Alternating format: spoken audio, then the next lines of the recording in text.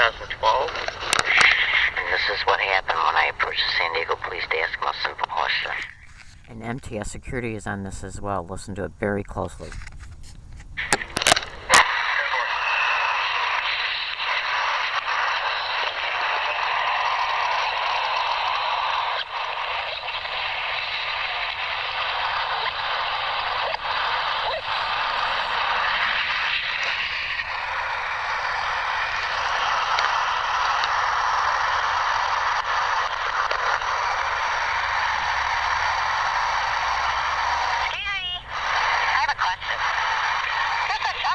Right here. So are we allowed to use them?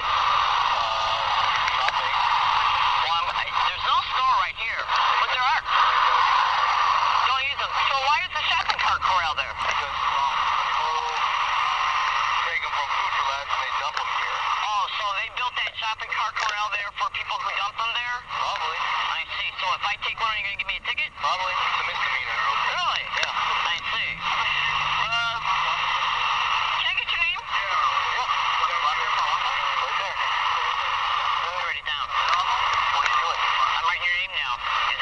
Back up. Get out of the road. Sure. You can give it to me over here. 6654. Is it against the law to ask a question? Is it against the law to ask a question? Is it against the law to ask a question? Okay, so then why are you being so hostile? Well, you're the one being hostile. I'm not being hostile at all. I asked you a question. Do you have a ticket or pass? For what? To be in my trolley station. This is your trolley station? No, it ain't. Yes, it is. No, it's not. Okay. I approached you to ask you a simple question, and the question was, is it against the law? Are you being hostile to me, sir? Because I'm not in your trolley station. He told me to get off the street. I followed his orders, and now you're yelling at me. Okay. Why? Here. I'll take care of this. Hey, you have some ID on you? What do I need ID for? I came up to ask you a question. Okay. So why do I need ID? Because I want to know who you are. Why do you need to know who I am just because I asked you a question? Because I want to know who I'm speaking with. Well, unless I'm under arrest for a specific reason, I don't see why you need to give me my ID. That's not true. You're loitering at a phone. I'm not loitering. I was on public property when I asked you the question, and you told me to come over here. So you were in the middle of the street interfering with traffic. I came over here, and it was blocked. But anyways, what's the problem with me asking you a question? Okay. Here's the deal. Either you move along, provide me with your ID, or I take you to jail. For what? For not providing me with a valuable... Well, why do you want my ID, though, is the question? Because I'm law enforcement, I'm asking you for your ID. Well, what would be the reason why you would ask me for my ID to begin with? Because I asked you a question? That's against the law. In fact, that's almost harassment. Okay, you need to move along then. Okay, so that's all you had to say to begin with. You have a nice day, too. And that's the kind of bullshit I put up with. Now, the reason why I approached him and asked him that was because the San Diego police... See, in organized stalking, gang stalking expeditions, the whole goal is to wear you out mentally, physically, emotionally, financially, and spiritually. Because they want to break you down in order to be able to take legal custody of you as a result of you breaking down numerous times and having to call 911. That's where the falsified doctor reports come in at. That's why you're subjected to organized stalking harassment along the routes daily. That's why they isolate you by intercepting your emails and rerouting your phone calls. Okay? And the whole goal is to get you to the whole goal is to break you down mentally and physically. You know, I was watching one time I was watching a Holocaust video, and they were doing it was like a documentary, and they were doing a documentary concerning the prisoners that were put in Auschwitz and Dachau, and some of the statements that were made in reference to how the Nazis would break down the prisoners of war that they had, the Jewish people that they had, and the other individuals they had in those concentration camps, was to break them down physically and to break them down mentally. And one of the ways they broke them down physically was by starving them, and another way to break them down mentally was by abusing them. And so with gang stalking expeditions, what they do is combine psychological harassment, physiological harassment, and the physiological harassment is done by sensitizing a target to specific types of physical gestures while a target's being assaulted. okay, and verbal statements while a target's being assaulted. As a result, all of the physiological responses that are felt during the assault and everything that is heard during this assault and everything that is seen during the assault becomes stored in the brain and becomes one neural response, including all of the emotional response, brain states, and physiological responses that are felt and experienced as the traumatization is occurring. That's like when you got a Vietnam vet that comes back from the war, and he hears a helicopter. He's automatically brought back mentally to being in the war when a helicopter, and being in a battle when a helicopter was flying above him. Well, that's what is known as a mental response and a physiological response. The stomach tightens up, the person starts hyperventilating a little bit, their heart rate increases. Well, that is a physiological response to a stimuli, and a stimulation for, like, say, the Vietnam vet is the helicopter. Well, what in organized stalking expeditions, what they do is sensitize a target, which is the stimulation. Sensitization is nothing but a stored stimuli. And just like I said with the Vietnam vet, the stimuli, he was sensitized to helicopters.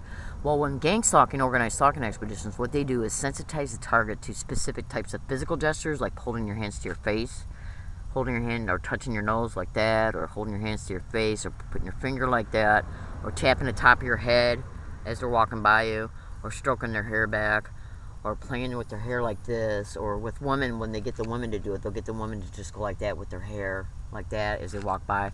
And this is all done to sensitize the target to these physical gestures.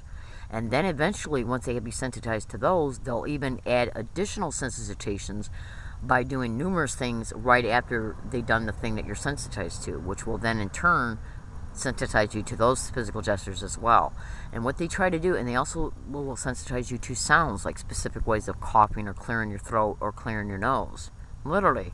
And this is all done so they can then put people along a target's route, to have them be along a target's route purposely. Okay, like say if I'm on a trolley and they know through the stalking what routes I take, they'll have individuals get on that trolley route and engage in these physical gestures or verbal statements that they also will sensitize the target to, or even specific sounds, like specific ways of clearing your throat, coughing, or clearing your nose. Okay, it's called sensitization, where they literally anchor sounds, words, or physical gestures in the target's brain, okay, to create a neural response to the specific type of thing they're hearing or seeing. Okay, the physical gesture, the words, or the sounds, like the sounds of clearing your throat or coughing in a specific way, the sounds of the actual sounds of the verbal statements that are repeated, and the physical gestures that are repeated. Then once they have the target sensitized to these things, they get along a target's route every single day, everywhere they go, and throughout the whole duration of the time they spend at a specific place. Like if I go to the library for 7 hours, they'll have somebody literally, and multiple people, come and sit next to me and do this constantly, all day long. Or they'll have multiple people do it, okay, all day long.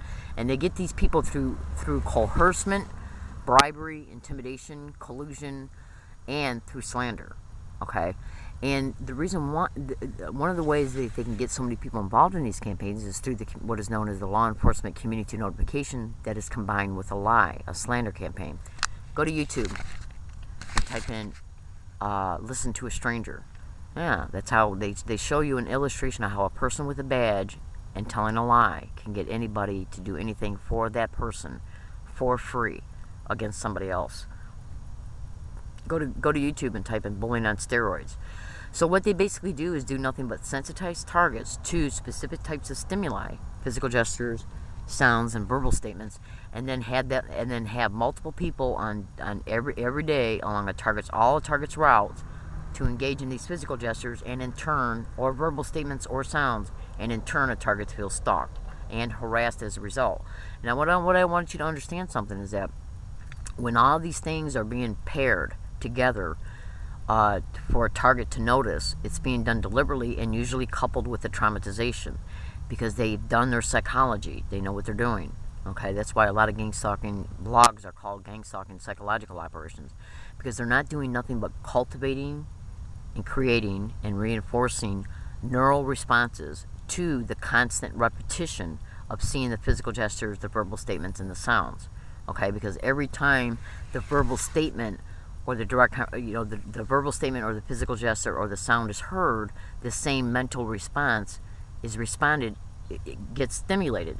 Just like when the Vietnam vet comes back home and he hears the helicopter, he's automatically brought back to a flashback of what happened to him over in Vietnam. Well, this is what they do. Every time they repeat the physical gesture, the verbal statement, or the sound, the target is brought back mentally to the traumatization that occurred and the resulting physiological responses and emotional responses that are stored in that same neural response. So the body is constantly kept reacting and reacting to the non-stop repetition of these deliberate, sensitized stimuli that they're being subjected to on a non-stop basis everywhere they go. And they're also subjected to harassment like assaults and even rapes along their path. Yeah.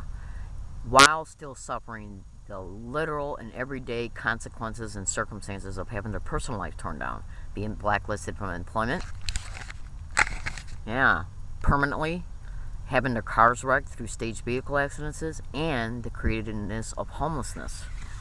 Google everything I just got done stating to you and cross-reference it to organized stalking or gang stalking, and you'll flat out see that a target has their total 100% life totally destroyed in every angle, and they will literally even infiltrate your bank account as well. And I'm going to make this statement right now that I'm predicting that they're going to eventually attempt to do this, including in the month of July 2012 at my bank here in San Diego, or August or September or October of 2012. And I predicted it today on June 21st, 2012. This video will be uploaded within the next 2 to 3 days, and so it'll save the prediction in space and time. And if it happens, what are they going to say? Huh? Bullshit. I don't use my ATM card for no reason whatsoever. I haven't in over a year and a half because I found out that they had the capacity to copy the information by setting up their magnetic strips along. I don't know how they do it, but I heard it on the radio and I heard it on read it on one of the target's blogs. So I'm predicting that as well. This is what is known as a tidbit file, an information file to inform fellow San Diegoans about what's happening to me. I'm learning disabled. And I have to live this way and literally suffer through these organized gang stalking sensitization tactics along all of my routes every single day. Okay? And since the public doesn't know everything that I'm sensitized to, they could be sitting next to me and not even know that I'm being subjected to these sensitization tactics by somebody who's sitting from across from me, because they don't know what I'm sensitized to. And their whole goal is to call the targets crazy for them knowing about it. Like, if I went to a university right now and filed a campus safety report and told them that I was a target of organized stalking or gang stalking on their campus, they'd call me crazy. They'd say that I'm possibly mentally ill, and they'd also say that, what do you think this is, a conspiracy? But I could leave that university and go to a library or ask somebody if I could use their computer for 2 seconds and ask them to type in organized stalking universities, and get almost 8 million responses. Do I look like 8 million people? Do I look like I got the capacity to write 8 million different types of blogs under hundreds of thousands of different names by targets that are all over the United States? I think not. And you can also go to Google and type in organized stalking and or gang stalking or organized gang stalking to corrupt county mental health, psychiatrists, doctors, police officers, fire department personnel. And in each of these descriptions, take a close look at every single amount of Google generated responses, the statistics in reference to each term that was described, and you'll be able to automatically deduce that these expeditions are not only going on, but they're going on a feverish scale, and these are the methods and tactics and places that they use in order to expedite these schemes to break down targets' lives in order to racketeer their finances, their property, and to sexually exploit them, including targets' children. These are wild animals, I'm telling you today. And they are criminal to the extreme, and they do not care how they hurt, who they hurt. They're capable of murder, rape, assault. They'll entrap a target and put them in jail for 30 years just to save their own ass. My name is Leslie Williams, and I'm in San Diego, California. I'm exposing this crime because of what they're doing to me and hundreds of thousands of my other brothers and sisters all over the United States right now in real time.